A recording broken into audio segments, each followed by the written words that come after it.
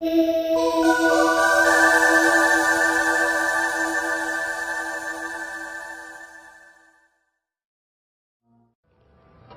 the simple part that most people don't understand is that every thought we think and every word we speak is creating our future.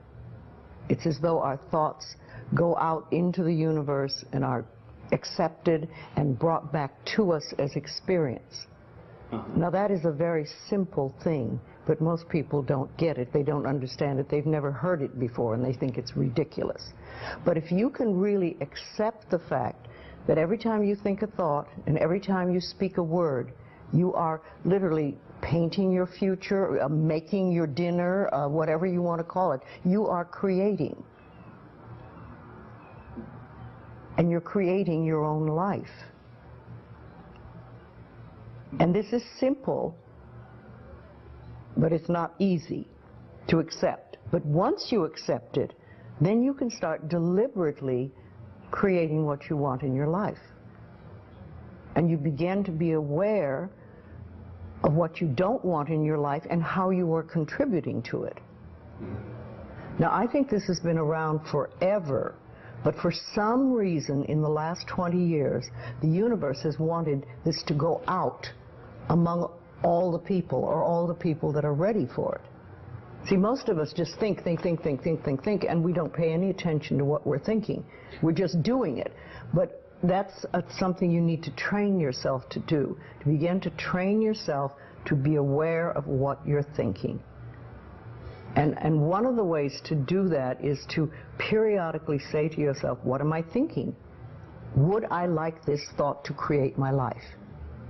Would I like to have the experience that this thought could bring to me?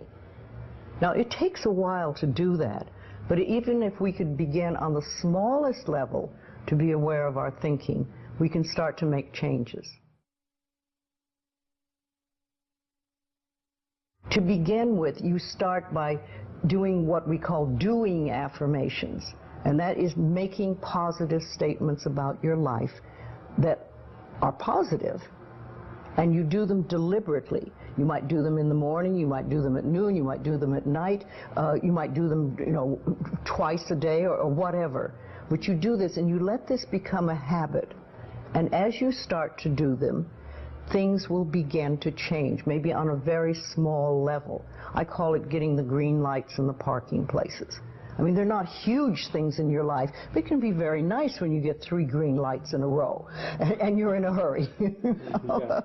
Doing an affirmation is either writing it down, writing it on the wall or the mirror, or using just saying it. What I like people to do is to stand in front of a mirror and do their affirmations. Because there's something very powerful about looking in your own eyes and accepting yourself, or noticing that you reject yourself when you're saying something positive about yourself. So that would be a very beginning way to start. Say in the morning, you get up in the morning, you go to the mirror, and this is a big one, and it's hard for lots of people. But you look in the mirror and say, I love you. I really, really love you. And to begin with, that can be so hard for people because they think of all the things that they think are wrong with them. But if you can start your day saying that, it's very powerful. Remember, I'd like to think the universe is listening to everything you say and everything you think and saying, okay, you can get that. So then it starts to bring you in and bring things into you. And I know this sounds far-fetched, but it's amazing how it works. If you do a good general positive statement for yourself, the universe will figure out how to manifest that, how to bring that about in your life. So things could happen that you wouldn't expect at all, but they will happen. If you think of doing your positive affirmations, it's like planting a seed in the ground. It's not necessarily true at the moment, but it is something you want to have be true. So you put the seed in, and you plant a seed and you expect it to grow. Or you maybe plant 3 seeds just in case. You expect them to grow. And you don't wait 2 days and then dig in the earth and say, what's happening, what's happening? You expect that thing to grow because you know there's a law and a process. And the seed will grow if it is in the right soil and it has the right amount of moisture. Making it really a habit and doing it every day. Doing something every morning when you wake up, that's a really good time. And another good time is when you go to sleep at night. And gratitude works a lot. Just being grateful for everything. The more, I always say the universe loves gratitude. The more you're grateful for what the good is in your life, the more good you get to be grateful about. Mm-hmm. And it's like, you know, if somebody gives you a present or gives me a present and I say, oh my God, I hate that color and it doesn't fit, and you know, that person will never give me another present. Mm-hmm. But if you say, oh, it's wonderful and thank you, I really adore it, it's great, that person is probably going to want to buy you a present every time they see something they think you would like.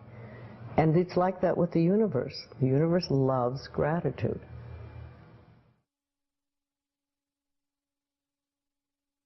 If you have very strong beliefs within you that you don't deserve good things in your life, mm-hmm. and a lot of people have that, then there can be delays.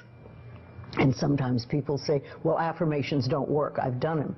But when they're doing, for instance, prosperity affirmations, and they've done some prosperity affirmations, and they say it doesn't work, nothing's happening. And I say, well, all right, how many prosperity affirmations did you do in a day? And they'll say 3, probably. And they say, all right, how many poverty affirmations did you do this day? And that could be 300, depending on where you're coming from and what is running through your mind. See, I have this, one of my thoughts about life is that only good lies before me. And I have been saying this for many years. So it doesn't really matter to me what happens in life, because I know it's going to be good. Well, there are lots of things you can do to help you become more conscious of what is going on. And because so many of our belief systems really are unconscious or subconscious, we're not aware of them. They're just things that were bred into us as we were children, is to take a little time to figure out what they are. And I always say a really good exercise is to take a big sheet of paper and write on top of it, say, what I think about men. And then another one, what I think about women, what do I think about money, what do I think about any subject you can think of. And just write all the things that come out of your thoughts. And whether they sound good or not, just write them down. And any one subject, if you just write them all down and then look at them and see how many are positive and how many are negative. And if you can take those negative ones and turn them around, make them into positive affirmations, then you can start clearing up what you believe about, say, money that is not positive for you, mm-hmm. and or is keeping you from bringing money in. And you can do that with lots of things in your life, so you can really begin to realize what you do believe about these things. So you can't change your thoughts if you don't know what your thoughts are. There is a law of thinking, and we are beginning to learn about it. And it is like a computer. If you have this gorgeous computer put in front of you, and you don't know what to do with it, it's a piece of junk. But if you learn the language of the computer, miracles happen. And that is what the law of thinking is. When you learn how it works, miracles happen. What you think and what you believe is what will come true for you. Your thoughts create your life. It's that simple. And when we can get that, we can make enormous changes. Well, I think it really starts with realizing that you don't love yourself, that most people don't. Most people feel they're not good enough, that they haven't done it right, they won't do it right, they'll never be enough, and they're definitely not lovable. And when we come from that space, it's very hard to create things for ourselves that are really good. So in the early days when I worked with people, I used to fix this problem and fix that problem, and you'd have this a health thing, and we'd work on that, and we'd work on this. And one day I discovered, much to my amazement, that if I would help people learn to love themselves, to really accept themselves as they are, we didn't have to work around problems, because it was almost like a miracle. Everything seemed to fall away.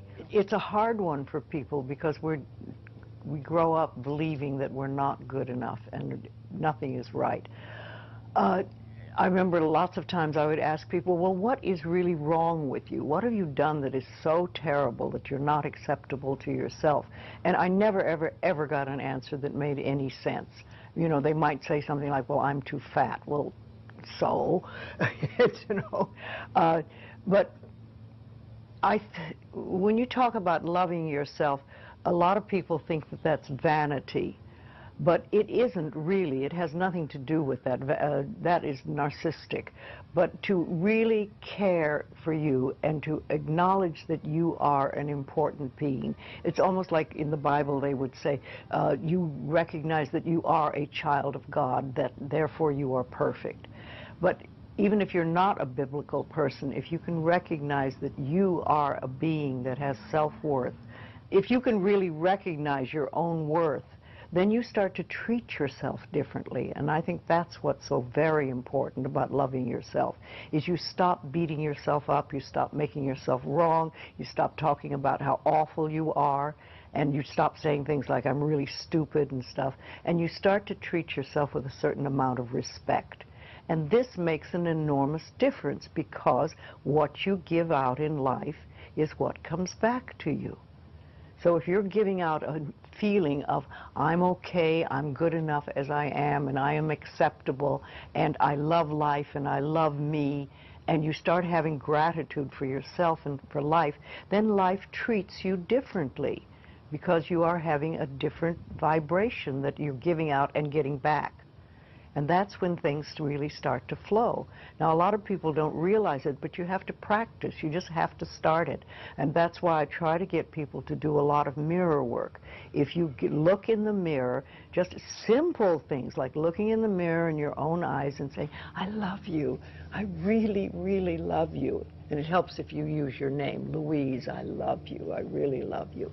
It gets to that little child inside that has been rejected for so long, and it breaks open sort of a dam or a door or whatever you want to call it, and it's like little miracles start to happen. Lots of little good things happen, and the universe loves grateful people. The more grateful you are, the more you get to be grateful about. It's that simple. Life is really very simple. We make it enormously complicated, but it doesn't have to be.